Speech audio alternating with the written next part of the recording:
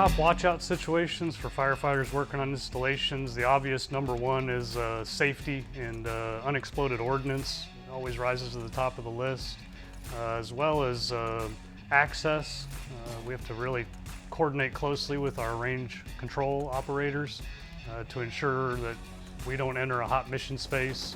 Likewise, that they don't enter our hot mission space if we're doing prescribed fire or wildfire. There's also airspace deconfliction and concern on an Air Force base like Eglin to make sure if we have air resources coming in or out to support fire operations, that they're tightly coordinated with other Air Force missions and resources. There's also a lot of military infrastructure, whether that's just your normal infrastructure, power lines, buried cable, fiber optics. And there's more of that on a military installation just because of the operations they do.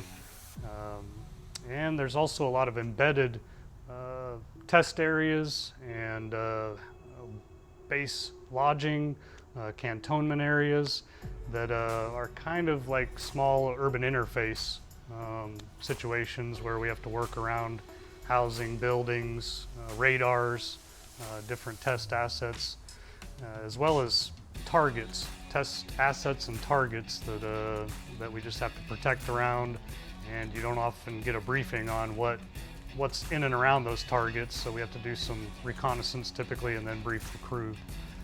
But kind of those three, the UXO, access, airspace issues, and the military infrastructure and test assets. I guess that's four.